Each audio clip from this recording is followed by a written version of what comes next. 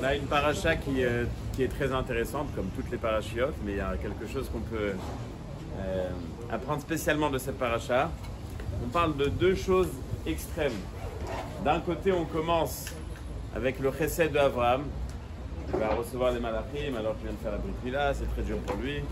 Et on nous parle en détail de ce qu'il a fait et de ce qu'il s'est investi pour ce chesed. Et d'un autre côté, on nous parle du manque de chesed de Sdom. Et c'est justement parce qu'ils n'étaient pas capables de faire du chesed qu'ils ont été punis. Donc ça veut dire qu'on nous parle d'un côté de l'extrême bonté d'Abraham et de l'autre côté le contraire chez les gens de Sdom, et c'est pour ça qu'ils sont tués. Et il faut se poser une question. Il faut se poser une question, pourquoi est-ce que le chesed est tellement important? Pourquoi est-ce qu'on va définir chez Abraham, on va dire chapeau, tu étais prêt à faire tellement de choses, on va rentrer dans les détails de tout ce qu'il a préparé, et on est là en train de te le raconter en détail. Et chez les gens de Sdom, ils ne veulent pas recevoir des gens à la maison, ah bah si c'est comme ça, allez, on rase l'endroit, il y a plus d'hommes. Pourquoi c'est tellement important? J'ai donné une fois un cours des Israéliens dans la choule où je prie, Israéliens, Ashkenaz, aucun rapport à Shukut, enfin aucun rapport. Donc Israéliens, Ashkenaz, et j'ai posé une question. Est-ce que, alors, à votre avis, qu'est-ce qui est mieux, socialiste ou capitaliste? Et là, il y a une dame de la Ezrat Hashim qui s'est levée, qui a hurlé. Elle m'a dit, on voit que tu n'étais pas en Russie. Elle, c'est une ancienne. Une ancienne qui a souffert, quoi. Et bon, je raconterai après ce que je lui ai répondu, c'est pas la chose la plus importante. Mais on voit que le chesed, il est hyper important. Est-ce que Béhémet, le côté socialiste, est-ce que c'est ça ou pas? Et est-ce que c'est tellement important? Dans le Rambam, c'est marqué, dans le Rambam qui parle justement de comment faire du chesed et comment être machnis en crime, c'est-à-dire comment avoir des invités à la maison. Srar alvaya meroubé minakol. D'accompagner l'invité après qu'il soit parti, c'est le sachar le plus important, c'est ça la chose la plus importante. D'où est-ce qu'on sait que c'est tellement important? De ce qui a marqué chez Avraham Avinu, puisque lui-même a accompagné les malachim. Il les accompagne au moment où ils doivent se quitter. Nous dit le Rambam, de recevoir des Ochim, c'est plus grand que de parler avec Hachem. La preuve, Abraham est en train de parler avec Hachem. Il y a des invités. Et on comprenait bien que d'après une des explications, c'est 3 Arabes qui se présentent. Donc vraiment, c'est un grand chidouche. Et il dit non, il y a des Arabes, là, il faut que je m'en occupe. Non, nous, aujourd'hui, on aurait dit non, il y a des Arabes, vous fermez le magasin, on a peur qu'ils veulent quelque chose. Là, il dit non, il y a des Arabes, je vais m'en occuper. Chez les mains, Vayar Veinesh Losha Anashim. Et la preuve que le Rambam ramène du Passouk, Vayar Veinesh Losha Anashim. La preuve que le Rambam nous ramène, c'est du début du Passouk où il est marqué Vayar Veinesh Losha Anashim. Les Vayar Meter Machasatam, Amou Chachamenu, Kol Sheelo Melave Kilou Shefer Tamim. Donc, qu'est-ce qu'on apprend de ce Rambam? 2 choses, même 3, qui sont très intéressantes. Premièrement, la partie la plus importante de l'invitation, c'est au moment de se dire au revoir. Au moment de se dire au revoir, on doit accompagner la personne. D'où est-ce qu'on apprend ça de Avraham Avinu? Et d'où est-ce qu'on apprend ça dans le Passouk? Vayar, Vayera Elav. Il les a vus. Et là, on parle du moment où ils sont venus, pas au moment où il les a quittés. Premier problème. Deuxième problème, bon, l'histoire de Achnasat Ochim, des Malachim, c'est mignon, c'est des Malachim. Ça veut dire que nous aussi, on aurait bien reçu des malachim à la maison, si on pouvait, premièrement. Et deuxièmement, quand on te demande de faire Achnasat Ochim, on te demande de rentrer des gens à la maison qui sont dans le besoin, qui sont en déplacement, ou stam d'avoir des invités, de leur faire plaisir. C'est aucun rapport avec les malachim. Les malachim, ils n'ont pas mangé, ils n'ont pas bu, c'était tout ça, c'était seulement une impression. D'après même certaines explications, l'histoire ne s'est jamais passée, c'était une prophétie. Dans tous les cas, comment est-ce que je peux apprendre de Avraham Avinu le inyan de Achnasat Ochim?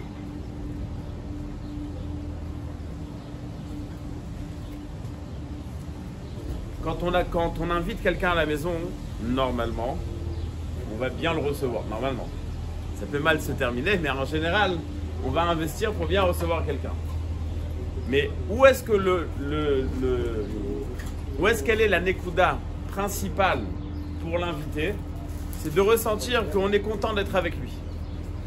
Donc ça veut dire que tout ce que tu auras préparé, il va le traduire. Tout ça, il l'a fait pour moi, parce qu'il est content que je suis avec lui. Donc, le sentiment, c'est pas le fait qu'il ait mangé plus de challah ou qu'il ait bu un bon vin qui est important, c'est l'investissement qui est dans la préparation qui est important pour lui. Cet investissement, où est-ce qu'il va le ressentir? Quand je lui dis au revoir, je le laisse partir tout seul. En d'autres termes, bon débarras. c'était bien, mais bon. Comme on dit en hébreu, Tov Sheaya. Non, Ayatov et Tov Sheaya, ça veut dire on est bien content que c'est fini. Ou alors non, j'arrive pas à te quitter. Donc je vais encore marcher avec toi un petit peu. Le fait d'accompagner quelqu'un, c'est de dire que j'ai profité de chaque moment et j'ai pas envie que ça s'arrête. Donc on ne parle pas simplement de combien il a profité au moment où il était chez moi. On parle du ressenti, de l'investissement de celui qui donne par rapport à celui qui reçoit. Et c'est ce qu'on voit chez Abraham. Bien qu'il ait reçu des malachim, bien que les anges qui sont venus, bien que ses invités c'était des anges, mais comment est-ce que Abraham s'est investi? Vayera Elav, c'est la source que le Rambam nous ramène. Il était à la recherche d'invités. Ça veut dire qu'il était en train de se travailler pour inviter. Pourquoi? Parce qu'il veut donner à l'autre, tu es hyper important pour moi. Et donc ça va se sentir tout au long du hiroir. L'investissement d'avant, Vayera Elav, il va chercher les invités. Qu'est-ce que tu cherches? C'est tranquille. Shabbat pépère à la maison sans les invités, c'est tant mieux. Non, il est en train de chercher. Il n'y a pas quelqu'un qui va être invité. Qu'est-ce que tu te prends la tête? Tu peux être tranquille. Non, il cherche. Pendant le moment où ils sont là et après le moment où ils sont là. C'est-à-dire que depuis le début jusqu'à la fin, qu'est-ce qu'Abraham Avinu il est en train de dire au Malachim? Je suis là pour vous. Je suis là. Moi, en tant que moi, c'est pas important. Ce qui est important, c'est vous. Ah, ils n'ont pas mangé. Ah, ils n'ont pas bu. C'est des Malachim. Mais nous, à travers Abraham, qu'est-ce qu'on comprend? On n'est pas là pour nous, on est là pour les autres. Pourquoi tu es en train de rechercher des invités? Tu es malade, tu as toutes les raisons de la terre de te dire, Baruch Hashem, maintenant voilà, j'ai fait le bride, Baruch Hashem, je vais être un peu tranquille à la maison, je vais me reposer. Non, Vayera Elav.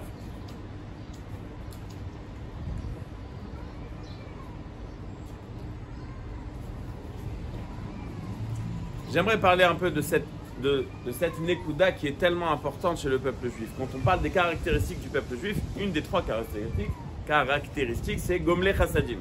C'est-à-dire que de faire du chesed, c'est quelque chose qui est spécifique au peuple juif. On te dit non, ça c'est quelque chose de spécial, c'est quelque chose de très important. Pourquoi est-ce que c'est très important? Stam, venez on réfléchit. Pourquoi est-ce que je dois m'investir pour les autres? Il a qu'à se débrouiller. Pourquoi est-ce que c'est tellement important de donner à l'autre? Pourquoi est-ce qu'on ne dirait pas bon, que chacun travaille, puis c'est son problème, et puis voilà, tant mieux, chacun va bien vivre dans son coin, on n'aura rien besoin de donner à qui que ce soit, on sera tranquille. La Mishnah dans la vente, elle nous dit Arba midot ba'adam, il y a 4 midot. Sheli, sheli, shelcha, shelcha. Donc chacun pour soi. Zomida benonit. Ah, c'est moyen. Veyesh omrim, zomidat zdom. Il y en a qui te disent que c'est midat zdom. Chacun pour soi, c'est midat zdom. Première question. Comment est-ce qu'on peut aller dans deux Tanaïm qui vont aller à l'extrême dans l'explication d'un trait de caractère? On peut avoir un Tana qui me dit ça c'est moutard, ça c'est assourd. Mais midat zdom, ça veut dire on rase la ville. C'est ce qui s'est passé. L'autre dit ah, c'est pas mal, pas mal. Il te dit ah, midat zdom. C'est compliqué, c'est difficile à comprendre que dans un trait de caractère ils sont tellement pas d'accord. Un il te dit c'est pas mal, l'autre il te dit non c'est midat zdom. Sur place le Rabbeinu Yonah. Laissez-y un café. Non c'est plutôt. C'est pas une vache, c'est un chat. Le Rabbeinu Yonah là-bas il explique, et ça va rendre la question un peu plus difficile. On parle de quelqu'un qui dit Sheli, Sheli, Veshelcha, Shelcha. On parle de quelqu'un qui donne. Il partage avec les autres. Mais dans son approche des choses, il dit bon, mais en vérité, Sheli, Sheli, Shelcha, Shelcha, chacun pour sa peau. Mais bon, il faut donner. C'est pas bien de pas donner. Pas bien. Mais il donne avec un sentiment. Normalement, je dois pas donner, mais je vais quand même donner. Donc c'est pour ça qu'on peut avoir sur la même personne une approche qui te dit Zomida Benonit. En fin de compte, il a donné. L'autre dit mais Zemidat Zdom, c'est un gros radin. Il pense qu'à lui. C'est un gros égoïste plutôt, plus qu'un radin. Ça c'est l'explication de Rabbeinu Yonah. Il y a quelqu'un qui n'est pas d'accord. Vas-y, explique pourquoi tu n'es pas d'accord. Le mec il casse sa vida. S'il décide de se changer, tu as raison. Si lui il pense que dans son optique, il dit bon, il ne faut pas donner. Mais bon. C'est-à-dire, Sheli, Sheli, Shelcha, Shelcha, mais bon, c'est social. Comme... Regarde, je vais expliquer pourquoi. Je vais expliquer ce que j'ai expliqué, enfin ce que je lui avais dit à la dame là-bas, socialiste ou capitaliste. Pourquoi est-ce que les socialistes sont socialistes? Pas parce qu'ils ont décidé d'aider les pauvres. Parce que s'il n'y a pas de pauvres, les riches ne peuvent plus s'enrichir. C'est qui le pigeon qui va aller prendre une halva avec 10% de rébit? C'est le pauvre. Mais si j'ai plus de pauvres, ben j'ai plus de riches. Donc pourquoi est-ce qu'on est socialiste? Pas parce qu'on veut donner, parce qu'on veut prendre. Le mode socialiste, c'est quand on dit oui, on veut faire des trucs sociaux, machin, tout ça. Tout ça, c'est du n'importe quoi. Dans leur vie privée, ils n'ont rien à faire des autres. c'est un très beau message, ça passe très bien, ça vend très bien. Mais c'est pas vrai. Ce qui les intéresse, c'est d'entretenir le pauvre. Pourquoi? Parce que grâce au pauvre, le riche, il s'enrichit. Donc je ne suis pas en train de donner, je suis en train de prendre. Quand on parle de donner ici, quand on parle de donner en mode Torah, hein, c'est pas de donner et tu tires la langue ou donner, bon, il n'y a pas le choix, ou voilà, en mode socialiste, bon, il faut bien qu'il y ait quelque chose. Donc tu fais un fond pour faire le beau et tu distribues comme ça. On ne parle pas de ça, on parle d'autre chose. Et c'est ça que je vais expliquer pourquoi c'est tellement important.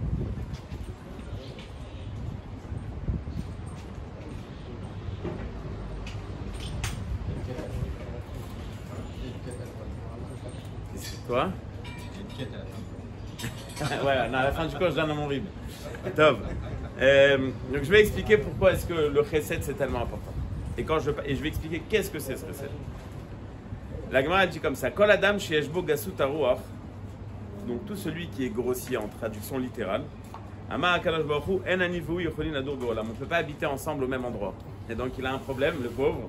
Parce que si Hachem dit lui et moi on ne peut pas habiter ensemble, c'est sûrement lui qui va passer et pas Hachem. Chéné, Emar, etc. Altikre auto et là, auto, bon, le passage et continue. Pourquoi est-ce que quelqu'un qui est grossier dérange Hachem? Quelqu'un qui fait du chesed, qu'est-ce qu'il est en train de dire quand il fait du chesed? S'il s'occupe des autres, et il s'occupe aussi de lui, ou s'il s'occupe d'abord des autres avant de s'occuper de lui-même, donc il a compris quelque chose. Je ne suis pas le centre du monde. Le monde n'a pas été créé pour que je vienne l'amortir au maximum. Le monde a été créé pour que je vienne donner au maximum au monde. J'ai déjà dit plusieurs fois que certains fêtent leurs anniversaires, j'ai entendu qu'il y avait un anniversaire, et l'explication qui est ramenée, c'est que pourquoi est-ce qu'on fête un anniversaire? Il y a plusieurs explications, mais une des explications, c'est que le jour où je suis né, c'est le jour où Hachem a décidé que le monde ne pouvait pas continuer sans moi. Et ça veut dire quoi, il ne pouvait pas continuer sans toi? Il ne pouvait pas continuer sans toi, sans que tu viennes amortir plus le monde. Il ne pouvait pas continuer sans toi parce que ce jour-là, Hachem a décidé, il faut qu'il y ait un mec qui kiffe comme toi. Il faut qu'il y ait un mec qui s'achète une belle voiture. C'est ça qu'il a décidé pour le monde. Il faut qu'il y ait un kiffeur de plus. Où il dit non, l'apport que toi tu peux donner au monde, il est tellement important que c'est ce jour-là où tu vas naître. Et donc c'est pour ça qu'on va fêter l'anniversaire ce soir chez... Pourquoi est-ce qu'on fête l'anniversaire? Parce que le jour où Hachem il a décidé que je dois venir au monde, c'est parce qu'il a décidé que je peux apporter quelque chose au monde. Donc, quelqu'un qui fait du chesed, qu'est-ce qu'il est en train de dire? Le monde a été créé et j'ai été créé dans ce monde. À quoi je sers? Pourquoi est-ce que j'ai été créé dans ce monde? Pour pouvoir donner, pas pouvoir prendre. Donc, quelqu'un qui fait du chesed, qu'est-ce qu'il est en train de faire?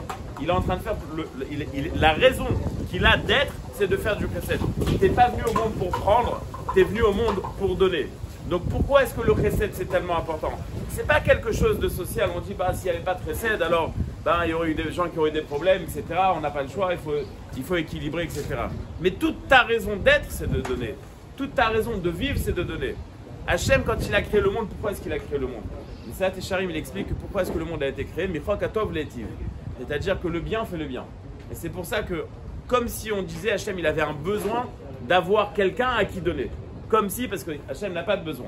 Mais quelqu'un qui fait du chesed, qu'est-ce qu'il est en train de faire? Il est en train de dire, moi je suis exactement comme Hachem. Avraham Avinu, t'es malade, reste tranquille chez toi. Il dit non, je suis obligé de donner. Mais pourquoi t'es obligé de donner? Quelqu'un qui vit que pour lui-même, donc il fait le contraire de ce que c'est Hachem. Et on a une mitzvah de ressembler à Hachem. Donc quand on fait du chesed, d'un côté, on s'est dit, bon, on se met de côté. D'un autre côté, on ressemble à Hachem. Du troisième côté, puisque c'est le but de la personne, de venir et d'être capable de donner le maximum, donc on va rechercher à faire du chesed, c'est ce qu'Avraham Avinu a fait. Si on cherche un exemple de Sdom aujourd'hui, c'est pas très compliqué, on peut en trouver. La Suisse par exemple, c'est la définition de Sdom. On est riche, on est beau, mais on reste entre nous. Et si tu veux être immigré, tu peux toujours rêver, tu ne seras pas immigré. C'est-à-dire, il n'y a pas. C'est très très compliqué pour recevoir la nationalité suisse. C'est-à-dire, un nid doeg rak le'atzmi, et en vérité, ça ressemble beaucoup. Comme c'est marqué dans la paracha que Sdom et Amora, c'est un endroit magnifique. En fin de compte, il ne restait plus rien, auto d'avoir. C'est marqué d'ailleurs dans le Malbim que pourquoi est-ce que Hachem a rasé Sdom? Puisque en Israël, le peuple juif est censé venir. Une des caractéristiques du peuple juif, c'est chesed. Sdom, c'est l'antithèse de chesed. On t'a mis à un endroit qui ne va jamais être reconstruit pour que tu comprennes que s'il n'y a pas de chesed, il n'y a rien. Donc, tu es obligé de vivre en mode chesed. J'ai entendu une fois quelque chose qui m'a beaucoup plu, c'est possible que je l'ai déjà dit, mais je le répète à chaque fois. Le Rabbi Lubavitch, il a dit une fois, hein, dans la Kabbalah, tout ce qui est à gauche, c'est négatif, comme Biden, et tout ce qui est à droite, c'est positif. Ok? Alors pourquoi est-ce que le cœur il est à gauche? Il devrait être à droite. C'est l'autre. Il dit parce que le cœur il n'est pas fait pour toi, il est fait pour l'autre. Et pour l'autre, il est à droite. C'est-à-dire que le but de l'homme, Béhémet, c'est d'être Baal Chesed. Donc, je reviens à la paracha et je vais sauter après directement à Kedat Yitzhak et faire le lien entre les deux choses. Début de la paracha est marqué, Avram il fait du Chesed. L'explication, on te donne l'explication, on te fait comprendre que le but de la personne, c'est le Chesed qu'il va faire.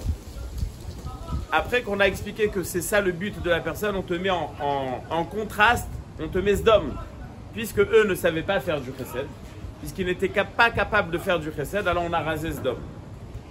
On va sauter à la fin de la paracha. Une question qui est très simple. On nous raconte la Kedat Yitzhak. Okay? Kedat Yitzhak, l'histoire magnifique, enfin magnifique. Au début, ça fait un peu peur, et puis après, ça, happy end, ça s'est bien fini. Pourquoi est-ce que la Kedat Yitzhak s'est définie comme le Nisayon de Abraham et pas comme celui de Yitzhak? C'est qui va mourir? C'est Abraham ou c'est Yitzhak? Attends, Yitzhak, il a 37 ans, jeune, tout frais. Il aurait pu dire à son père, oh, t'es bien mignon, mais va tuer des vaches, ne prends pas moi en tant que korban. Yitzhak, il y va, il est d'accord, c'est marqué dans la Gemara qu'il a compris et il y va. Ça devrait être le Nisayon de Yitzhak. C'est vrai que c'est marqué que Yitzhak, il se dit, bon, au pire des cas, je vais mourir une seconde, et puis c'est au Nigmar. Alors qu'Abraham, il va vivre avec son deuil. Zénaphon. Voilà, c'est aussi le Nisayon de Yitzhak. Deuxième question.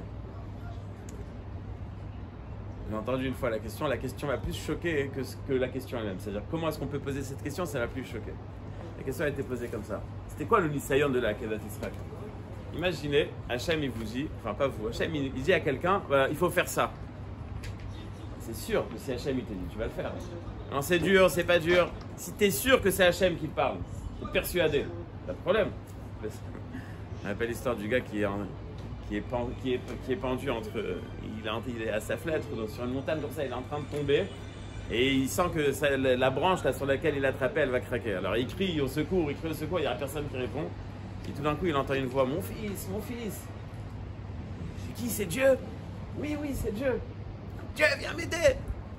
Il dit, lâche la branche. Il a écrit, il n'y a pas une autre solution, il n'y a pas quelqu'un d'autre qui peut venir m'aider. Pourquoi est-ce qu'il dit ça? Parce qu'il n'est pas sûr que c'est Hachem.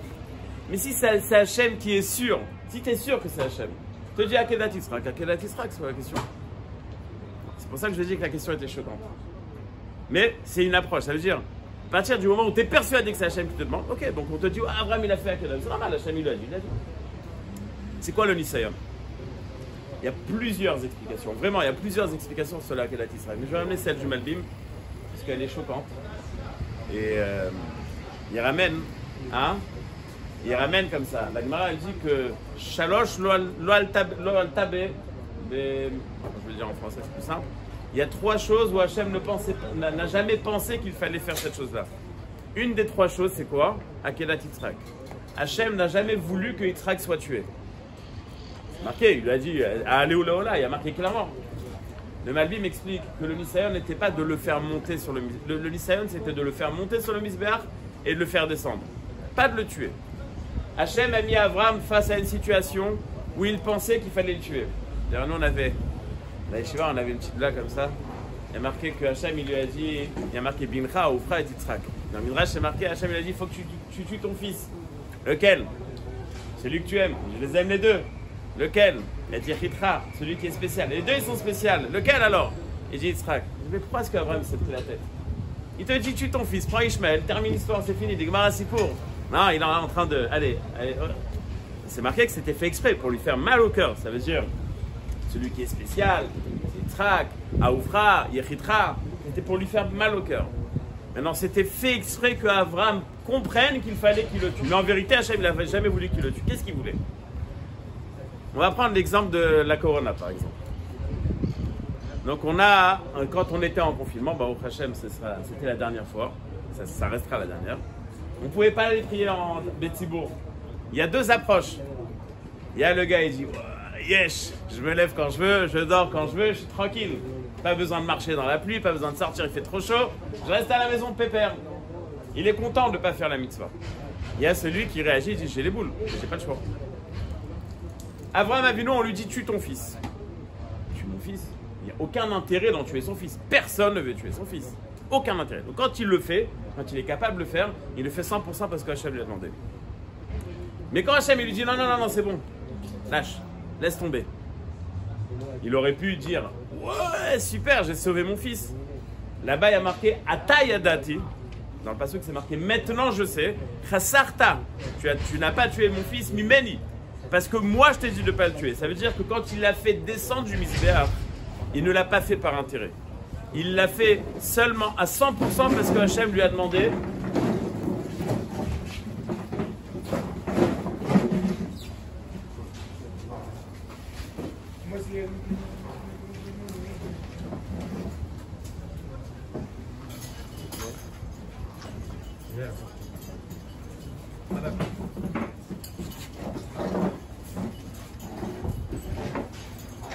Quand Abraham fait descendre Yitzhak du Mizbeach, il aurait pu avoir un sentiment de joie. Enfin, normalement, c'est sûr qu'il a un sentiment de joie. Ah, je suis content, en fin de compte, j'ai pas besoin de le tuer. Il descend Yitzhak du Mizbeach, pas parce que, tant mieux, parce que Hachem a demandé. Ça veut dire qu'il est en mode Macha Hachem Omer Ani Yosef. Ce que Hachem me demande de faire, je le fais. Pas parce qu'il y a un intérêt, pas parce que c'est quelque chose que ça m'arrange bien de le faire, parce que Hachem me demande de le faire. Donc c'est quoi la Akedat Yitzhak et pourquoi est-ce que c'est pas défini comme le Nisayon de Yitzhak mais comme le Nisayon de Abraham? Parce que le Nisayon de faire ce que Hachem il demande, il n'y a pas de problème. Donc Yitzhak dit Hachem, il demande, ok, il n'y a pas de problème. Ce que Hachem il veut. Mais Abraham il a un autre problème. Ok, Hachem il veut, ben, tant mieux, maintenant j'ai gagné que mon fils il vit. Son sentiment de j'ai gagné quelque chose n'existait pas. Il était à 100% entre les mains d'Hachem. Si je fais le trait d'union entre le début et la fin, l'idée, elle est très simple. Quand on parle de chesed, on ne parle pas de chesed par intérêt. Quand on parle de Akedat Yitzhak, on parle de faire une mitzvah sans intérêt. Le chesed, c'est pas parce que ça me fait du bien de faire du bien. Il y a des gens qui disent, ah, j'étais content, j'ai pu aider quelqu'un. C'est gamtov, c'est nachon. C'est bien d'être bon et de vouloir faire du bien. Mais le vrai chesed, c'est tu le fais parce que Hachem t'a demandé. Où est-ce qu'on va le voir? Dans les petits détails. Dans les 5 secondes où tu vas accompagner quelqu'un à la sortie. Mais ça change quoi? Non, c'est ça, la perfection du chesed, c'est là-bas. Où est-ce qu'on va voir le Nisayon de Yitzhak, de Akedat Yitzhak? Pas quand il a décidé de le tuer. Dans le détail qui va rajouter, Atayadati, dans le détail qui va rajouter à la perfection de ce que tu as fait. C'est vrai que tu as fait ce que Hachem t'a demandé, mais c'est normal que tu l'as fait sans intérêt. Quand est-ce que c'est plus normal que tu le fais sans intérêt? Quand tu as un intérêt. Quand tu as un intérêt, c'est quand tu le sauves. Et quand même, tu le fais par rapport à ce que Hachem t'a demandé. Donc pourquoi est-ce que c'est tellement important de faire du chesed? Et quelle sorte de chesed? Parce qu'on doit ressembler à Hachem. Pas parce qu'il y a un intérêt de le faire, pas parce qu'on comprend que c'est bien et on veut faire du socialisme, etc. Non, parce qu'on veut ressembler à Hachem. Si tu veux ressembler à Hachem, Hachem fait du chesed sans aucun intérêt. Toi aussi, tu dois savoir faire du chesed sans aucun intérêt. Voilà le chesed Ibané. À la semaine prochaine, mes Hashem.